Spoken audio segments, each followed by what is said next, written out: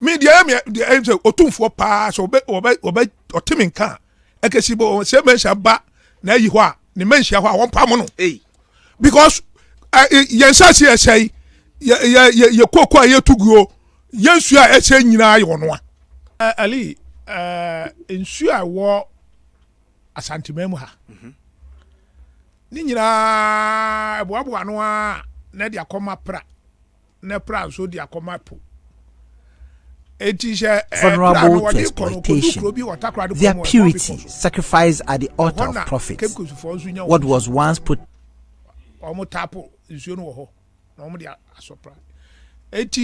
na say no media mekan pi say nsuo na say no Ashanti region for Galamsay for adwuma omo ye any central region part of and ama insure wo achi no hu abeka sasase ne da ho ai seko because insure ni eh you the why should be we be ye pra se be ye pra we be ye pra we be na no pa meko ayi takrade no awurade se utie ensuo bia metwa mu kwan no so bie no anan utie hwe ensuo no ewo aha nyina ebobo no hwe ye wo pra o se pra no odanse ya ana ofin so danse what you say enti nsu akeka te se ayi ya friend say u ba be kwaya dankran no mu oda also oda so oda kuma si mfimfie o enti ono gi nsuo ni nyina na oda koma ofin na ofin so dia koma pra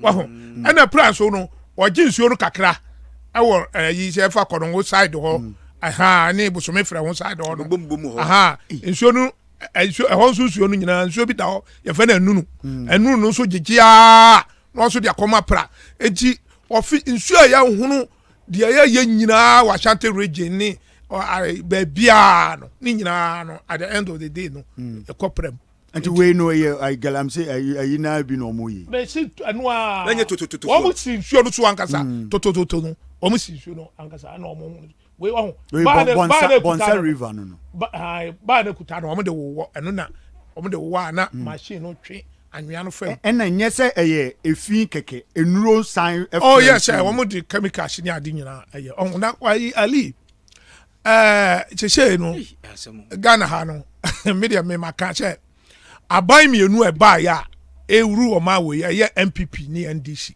o ma bo aye wo mu mienu nyina afeli income to say wo hwe Galamsay fighting Galamsay dia o mienu nyina afeli totally na me dia ye me ya me ankasa be party ya PP anu kra dia cheche u bo Galamsay su kra dia time hwese ayi hwese 2016 ya to aba na NPP aba power na NPP aba power sabre no na Galamsay yi ejina mu din eti no omo se nsuo omo se forest omo ye omo gusu ejina mu a omo ahase omo tu forest ni ade nyina tugu eti bra na na kufu ado bai ye nyina anim se wo ye ne se na konwa kora wo de beto so na wahwe na eti yen de yen ye kuro ne eti advancement progressive administration apafo no ye no na ye monitor eniema ekoso especially nsuo na da oboase ye fe ni jimi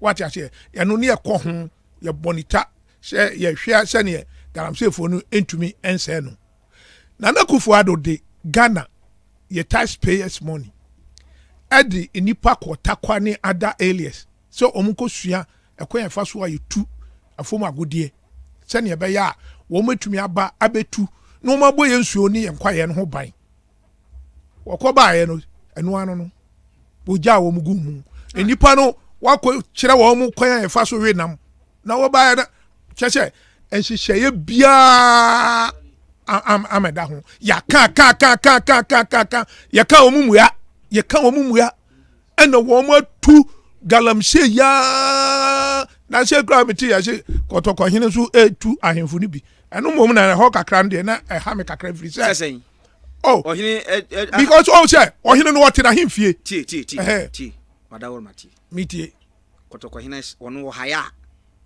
ofaya unlike nanado haya on fire nanado de me hu obi o man tu de me ka kosie no ohina na montuo bia so no ye kan wa ye kye adwen wo ho wo de te mame nka de me ka kosie de me ka kosie say ahemfo no enya wo mo an because ohina no te na hemfie na ya yi de krata afiri nkran aba hye ye si ha me concession ni me metu sika no oh wo mo so si asase na ye ohina dia na si god na wo mo dia aban dia atibida so ati ase enti so wo hwe dwumadie na ekoso no a dodo na nya media mimi ma wuram ya wuram ya hwehwe mu a ya ye pa no dodo na no infra ahemfo no so o ma di free so ba no ma ko free so ba me se wo hene no kura na o mo ncheke no wo hene bi wo kura ye kobo na mane na so akobo wura mane se be me na wadawro mo se me hwa asase so ma hwe o mo ye ni wo mo mfom so nkakra ya na o mo ye ni se bibi basa no na o se ka o mo ya report no ma kotoko hene okay ho ni ade a media metuma ka se bia because kotoko hene no ono no ode wakoto asase na no se hwe so ma no ono ode wa atototo ode wo ma atototo what ya se na bibi na chia ebesi a eboro so a no kobora mane what ya se wo ya hwe han na ba ya tutu mu what ya se ba me de me fa brem no ma ahemfo no kase me de me ka kire plane politicians na mo kire me na me ka kire o se yensu a hono ye kwaya ase nyina esi mo se mensa me na me ka kire o me so na me ka me ava kwasi aboaje me wo document ya e kire se wono na e hye wo mkutupa e ma ye tu me dia me Otumfuo pa so obe otiminka e kesi bo se mensa ba na yi ho a ne mensia ho a won pa mo no because yensa se sei ye kokwa ye tuguo yensu a ese nyina ayo no a me na me ka kire wo because se police for security councilor e wo Ashanti region ha wo se wono na oya regional minister ntinu wa sisi wo mu obia ne ho kwai se yes wono se emra ne se wo research chairman on the down and am see on the day bambo na Ashanti region wono na chei meeting no etinu waka the whole Ashanti region security council no so obia ne ho kwai se okopam Galamsay sa to kwachi obia me na make a choice. That is the fact. I have a document. He signed.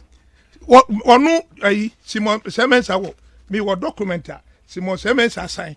Odibia koma Ashanti Ashanti memu ha ye wo police region no. Ye wo police region. Ye wo 3 na wa ba ko mampong. Ba ko Kumasia. Ba ko Obekwai. This is a document. Our true the bread and as my progressive association apa any police commands na monje na monkan me say wonu na hye omkutupa ema omu di chadwuma ensu a ehye wo ha nyina kepkosu fo nya nsu onuma yesi mo semensa amese opa o hye Ashanti regions na na kepkosu ase wo de be hyekyere no ensu na da haro ayi ofe obo nsu obem ofe omo prem ensu a de da Ashanti region nyina no ebo pra na ofim no omo de akọ na say Galamsay nsu ahunu nyina no ho na efa ene gogu pra no mu ene ekọ na wo si wo no wo ti ha say wo de wo no wo mo obia ase security case wo ye police ni ya wo ye be ma wo de kokko Galamsay ni ho say wo kwa kokko na na say wo kopam no say wo sensu what ya say ene say wo party asema mo koto abati bu social be kan magu fi no ma to atiam Dabi hwe me party da asem no ame party asem da wo mulusu kese pa e ba bia na Galamsay wa stop e anu de me no enu nchese me party ni ntinu na ayi oman no sai yensu nsai ye kokko yentumu na ye kwa ye yentumu enu de me a won support meka no ndu chese ye to aba wie atin chese ba o mi anwi ni kura anya de ono obesha ba ya regional minister bio obekọ akotena fie no no akotena fie no ohwe mesia wakoso wo Ashanti memu ha na se be ye ne fa ono anwohwe as a regional minister minim nyina so a wo gina de aka se owura Simon Semensa na because me so be gina minim so na hye de wo kan ye nya we na me ka tro se ye ni mo hwe kata na me de amount kata na me de amount se kan kata wo tro de bre yen adansoma progressive association everybody shemuni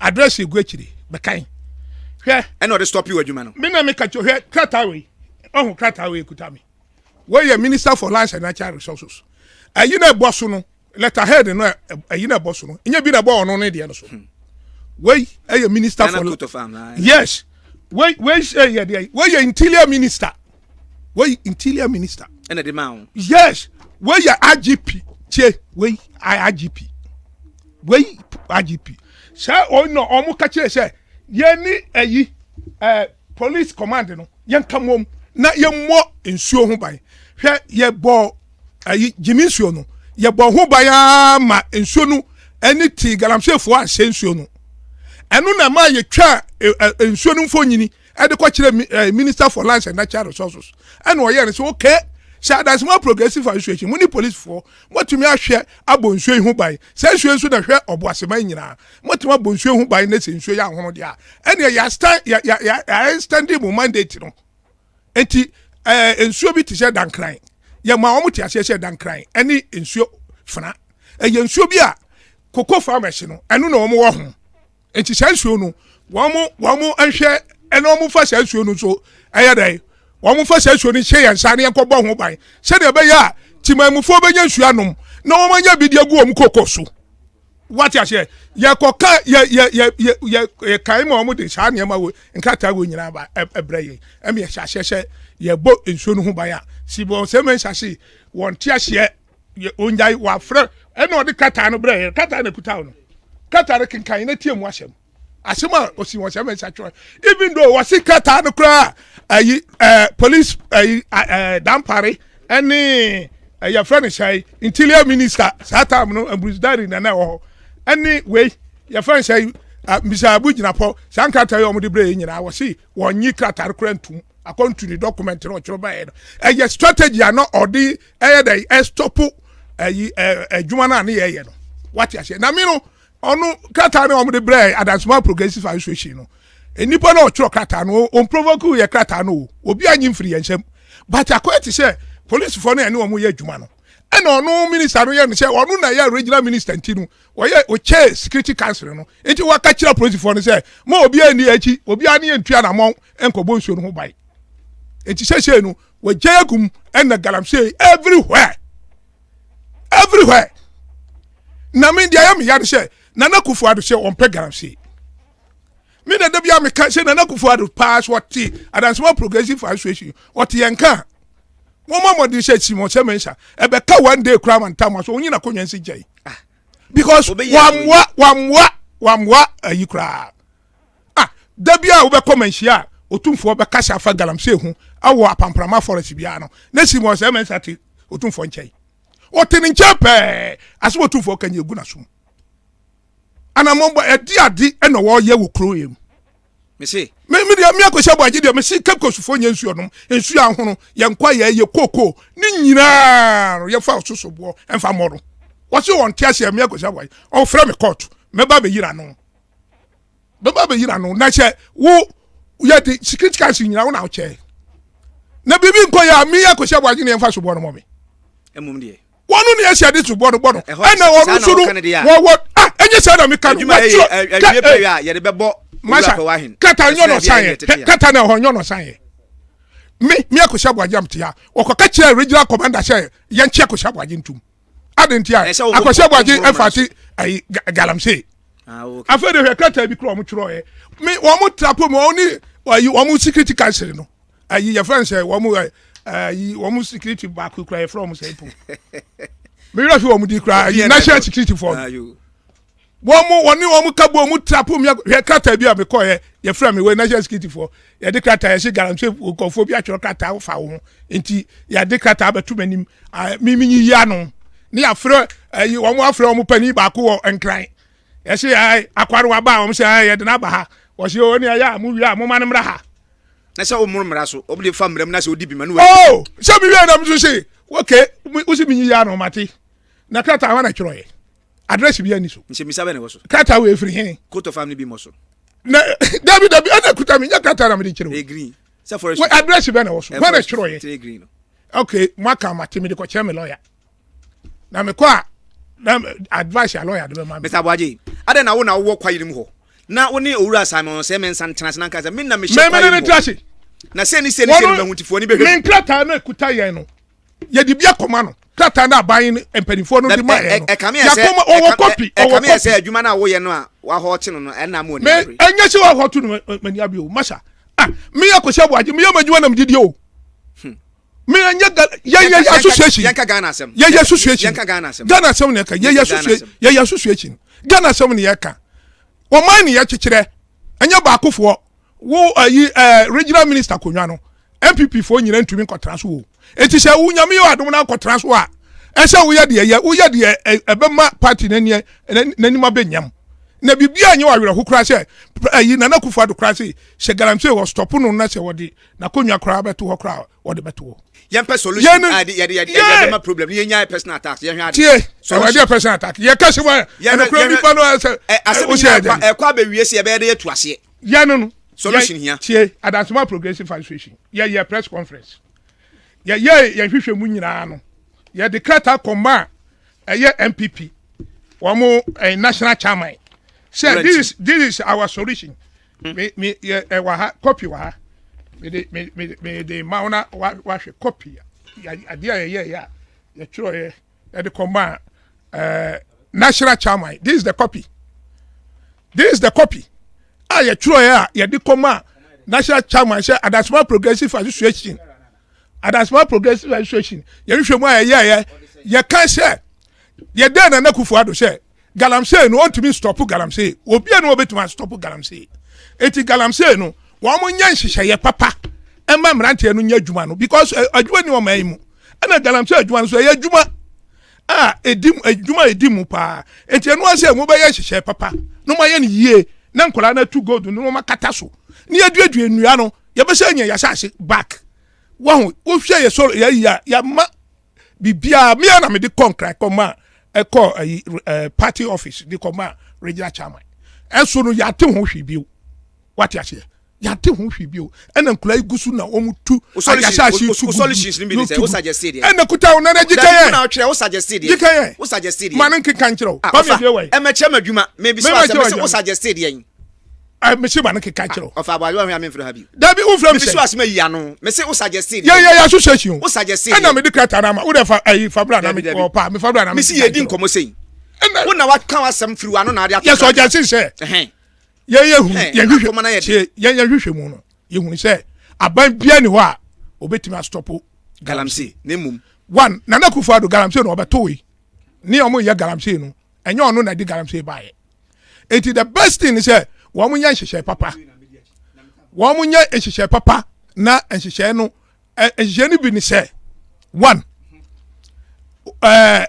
every district biara no wo mo make sure say umbe locate office bi o okay wo koto asase na person ko ye adwuma ko hokɔ register na yenhu ba bia wo ye adwuma no na se kire bi ekoba ne se wakɔ ye adwuma no wankata so a etuma hwe wachiri kwa de abechewo na wakɔ akɔye omo acquire licenses wo yes within 30 days kan hima Kwame ye bre no dabi o ka points no dabi obi timachi ha me be interview eti wo de wo na wa come ase wo bon papa ne yeko ma men summarize man o say de edi kan o say na obetumi aka na asema na say wono ne kana me summarize de o krata no so say de be ya o brun say bi on can free ni tirim o say aban inputu short term measure in place said they be stop illegal mining or acquire licenses within 30 days now fi onye adwuma soldier for ni police for enso ntumi entata no wa acquire licenses eno nso ebema se owie adwuma na oye no a amena ne ade a wotutuo ni nsuo ni ade a wasese nu ni nyina no obetumi asanso akatakata so nyina na fa aban so enhya se no onu aduanua eni ade wo mmea ahodo omfa nkrofo betimi aboa no na omo aduadua nnua obia mmea ahodo a yakata mna eni ade no so aban eni asojafo ni posifo enso enkobe nkrom na afi nkrofo a ya yekoto hye won so bobo ni ade ni betimi abre no ase nature so omfa nhyehyeye mra ye betimi aboa na yetu Galamsay na sin samri sa na opachire ofanti we na ntimi kan tiaba we can say ade na waka na waka no wa person kai ma hu se wo de krat odito krata so wo ko no moto twene de bo ye de koma wo wo ko manyi o moto twene o de ko 17th October 2022 wow kwa me hwe ensem ane ye kan ya efa ahemfo no de no ho no hwe sa krata we wo hwe on se akokes to land ohima ana wo ho sisi a ai wo mu ni hene ohima na wo ho maami Galamsay fo guna asase so no ho kire no Mami Trokata at the bread. Ayi Obuasi Police Division any Adansuma Progressive Association upper for say yes no ya osre yen mabuano na yen pam Galamsay for no efi asase so answer Otumfuo krate obetu no anamo ma mi tu ye no superb aso Simon say me say see me na me ya regional minister me na me chair regional security council Resec chairman yes me ma police ni bia en move each Nana say wa Buruwa the second yo ya to ma wem Dabio tie asem we hwe ne set record history eh fa na regional minister ko kan say won da police for ibambo anu ha nti o ma police for stop e wo mo Galamsay tu Ali asam no wo di gu krata so na de bremi okay krata no na de wanim no wonderful mama copy wonderful krata na de wani wo di Simon Semense no di gu krata so na de bremi wo wie krata ko mo frame no na me won krai e no mo frame say minister respond ya yi say your document ya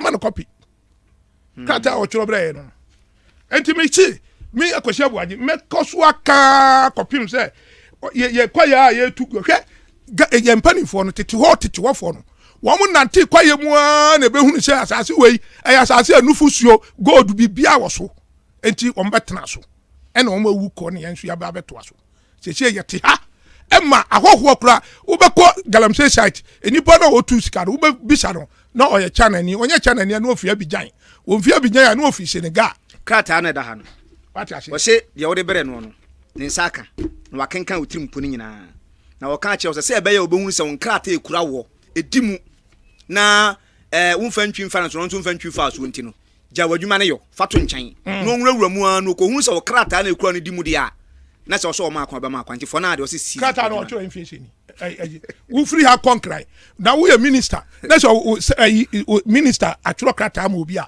adana fa phone friends wo na de sa krata we ma Adansuma Progressive that be a professional ma what krata on so be trek yo say 20 years no nrun kran on am form na eko 20 years on am form me say a strategy na who can say hwe apa strategy o yere on what the best stop o ma me ka sam kiro hwe Adansuma Progressive Association apa for in collaboration with the Jacobu this is a summary and a police because kata no mo de bre no omo catch say catchment area no yankoma this assembly no copy into omo yakoma omo copy operations ya ye nyina no ye ne omo na kabom ne ye ya buo ye hu nyina ye ko na was ayi region ayi aba NPP chairman a wo Jacobu aba say region minister say anamona muturu mu nyai ase we ma kana video we so and what chire and what this akata we so bre me say fa onyuma nyina gu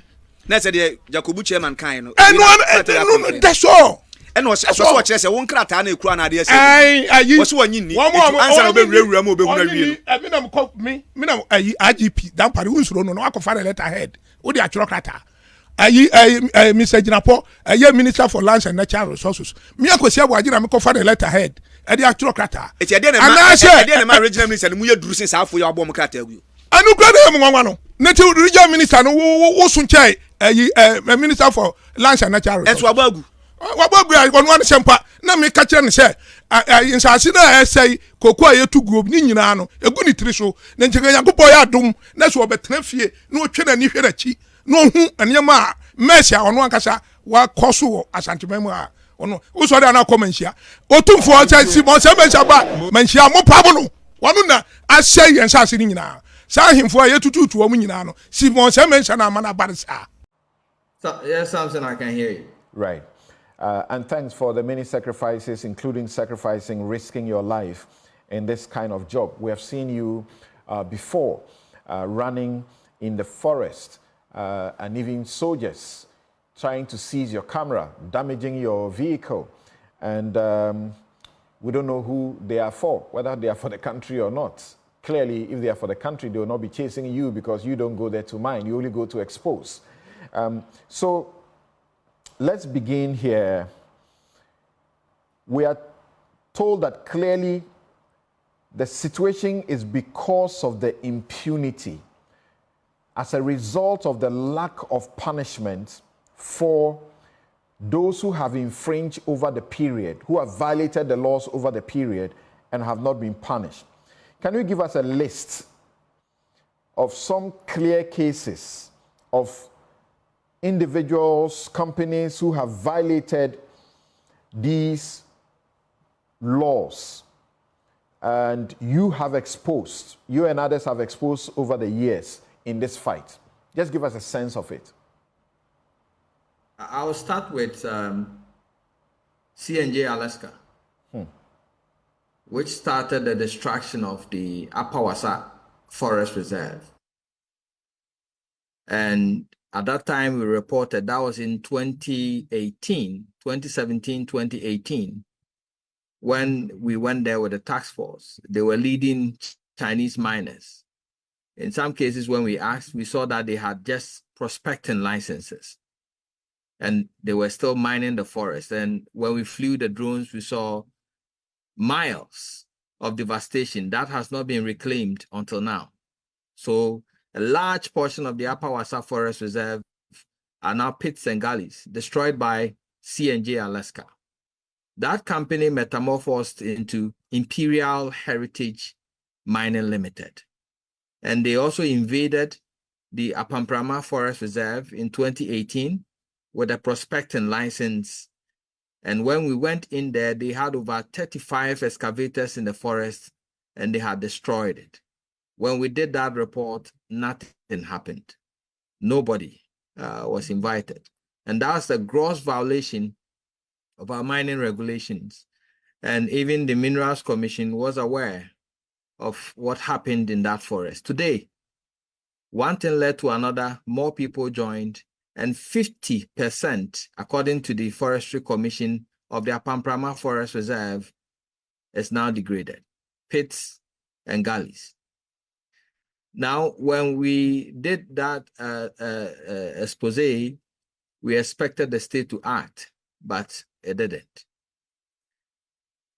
Later on, when we were detained by the same people, when we were sent by the environment minister to stop them in the Apamprama Forest Reserve, the soldiers who were protecting them detained us for 5 hours in the bush and subjected us and my crew to a whole lot of,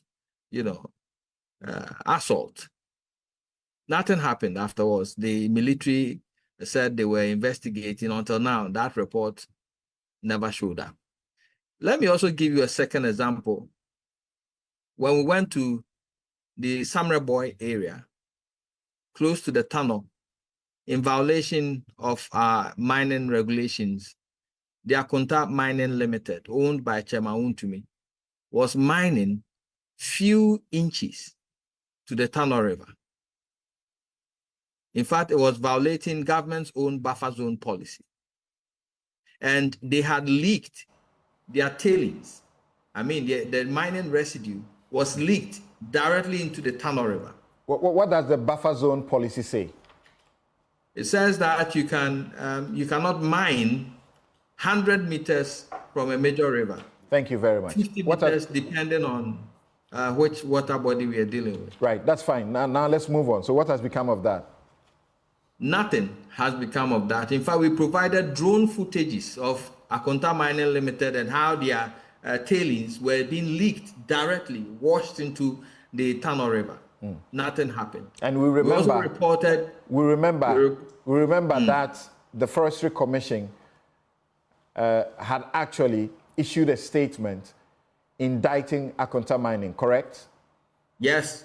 In fact, that was their invasion of the Tunnel Nimri Forest Reserve. Right. And the minister himself came out that he did not have the authority to enter the forest. We reported that. After a number of months, we heard the president now say that they do not longer mine in that place. Right. We know Ken Ashigbe, Martin Pebu came together and filed a complaint at the CID. I think subsequently they escalated it to the OSP. At the level of the CID, I think there's been zero reaction from there so far. At the OSP, they have given some updates on their platform, on their website, that they are doing something about it, but doesn't seem to be good enough so far. Yes, please go on. Right, and something, they, pursuant to that, the National CID invited me, and I provided them with a copy of my documentary, they wanted me to give them evidence that is linking Akonta mining to the destruction in the Tanonimre Forest Reserve. And I told them I have already given them my evidence. What is left is for them to go to the ground and do their own investigations. After all, if they have been given licenses, the Minerals Commission is still alive. They can cross-check. And that was the last I heard of them. So I have also brought to bear in the Ankwaso Forest Reserve, when the task force visited there in 2018, we found a former driver to one of the politicians in Ghana who was destroying the forest there. And in fact, he brought out 40,000 cedis to bribe the task force to buy cocoa, and he was arrested for it. Nothing. He named the person who was mining there at the time as John Boadu. When we did the story, nothing came out of it. So in fact, after that, we have done a number of them.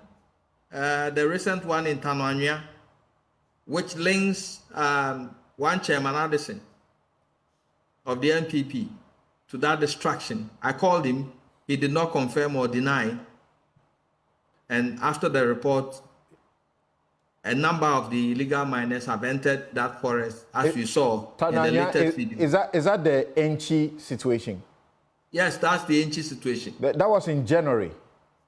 That was in January. Okay. And then recently, right, just about 2 weeks ago, other miners have also invaded.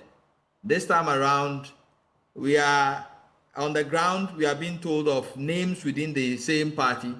We are still investigating to get the evidence that links them to it, to be able to mention their names. And again, no investigation from that, because clearly somebody owns excavators. If they enter a forest reserve, it shouldn't be difficult for the Forestry Commission to investigate to find out the people behind it.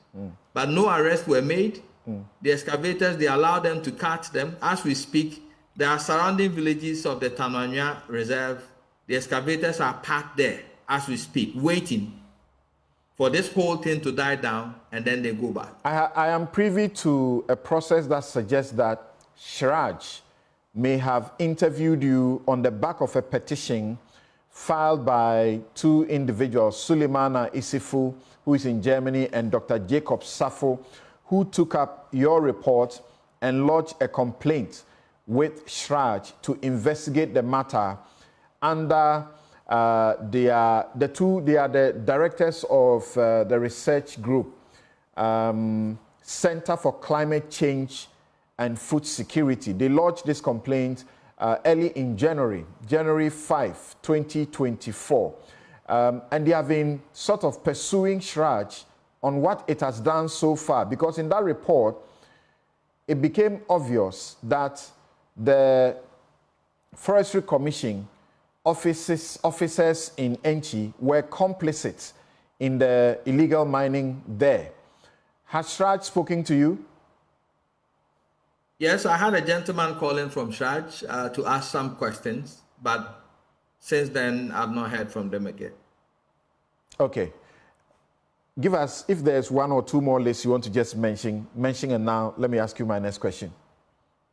Samson, I guess offhand, these are the ones that come to mind. There are others that we still investigating. I have to go into my archives. A number of reports I have done from various reserves across the country, including the latest one, which is the Draw River Forest Reserve. We're getting all manner of information on who has entered. It's not clear to the Forestry Commission. So we know that in these matters you have spoken to, we can say without any fear of contradiction that absolutely nothing has been done.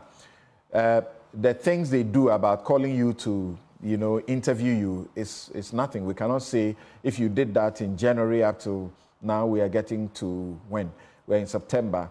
We should credit you for having done any work. The area of the police, even the OSP, all of them, we can say, are failing in this direction. Tell us about your fresh discoveries of devastation, the ones that you have uncovered recently, and what the official response has been?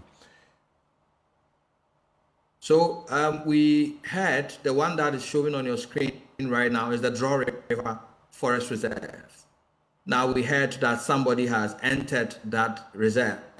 In fact, it's a protected area, it's a GSPA. And we went there to find out. In fact, we found out they had entered the forest with the excavators.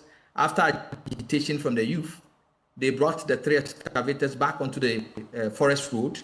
Their cabin, which they had, they wanted to set up and start mining. That is still within the forest area. A large clearing has been done within the forest ready for mining. Now, we, per our investigations, know that Better Land, Ghana Services, has a legal right to mine within, they have a concession, a mining right within the forest, but they are yet to start mining. In fact, they have sent me videos and pictures of how they are doing their exploration activities. And they are using simple tools. They are saying that they have not, for any reason, entered the forest with any heavy equipment to do exploration. Then the major question is, so who entered that part of the forest and has cleared the area and has been ready to mine? And then we went to the Tananya Reserve recently, and we saw the invasion. And as we speak, the excavators have been moved to villages surrounding the area. We have not gotten any official response from the Forestry Commission indicating why they refuse to arrest them, why they allow them to cart their excavators, which is the evidence of who has invaded the forest, out of the forest without impounding them. As we speak, their settlements are still there. Their machines, some of their equipment are still there. And that is what they do. They wait for it to calm down, and then they enter the forest again to destroy. Thank you. Erastus, my very final question to you. I have a medical doctor here, but still, let me ask you, you have interacted with experts, geologists, medical, experts, and they've been telling you some rather chilling stories you have shared with the country over a period of time. Pick about 2 of the effects that you remember that they have spoken about that keeps you want to continue in this kind of journalism regardless of the dangers that you face. Something what strikes me most is when Professor Osei Sampene shared his findings with me. In fact, he has 4 of the bodies of the babies in jars for observation. And some of the babies have legs growing from their chest. Some of them have 6 fingers, 6 toes. The one that I showed in my documentary has a malformed head. It doesn't have any genitals at all, so you don't know whether it's a baby boy or girl. And they found high levels of cyanide, arsenic, and mercury in the placenta, which of course the doctor in your studio will know that it transports food to the baby. Whatever you find in there is in the baby. Now there's a lot of research that I have read internationally and locally, which links heavy metals to the deformation in babies. In fact, these babies are coming from the Bebiani Anyaso Bekwai, Galamsay Belt, Dunkwao area. And Samson, I have been to that ground. And the pollution of the water sources there alone will confirm that indeed the women who died with their babies got into contact or got exposed to these heavy metals through the food chain. Now, another thing that I have seen, which is also backed by research, is the inhalation of vaporized mercury, which is very, very poisonous. In fact, you see the gold smelting centers that have picked up all across the rural setting. They burn the amalgamated gold to produce the vaporized white vapor. And that vapor, per research, goes into the open air and it stays there for a long time. And so like smoking, passive smoke or passive inhalation from these vaporized gases bioaccumulates in your system, and it gives you a lot of problems. And how many of these smelting centers do we have? A number of them in rural areas. Okay. And so we are dealing with a very dangerous hidden problem. All right. Thank you very much, Erastus Asaredonko. He's a man who has been on the beats, risking his life. And we have had the opportunity of seeing one particular situation where he and his team were chased. Soldiers who were supposed to assist them were rather against them. Interesting.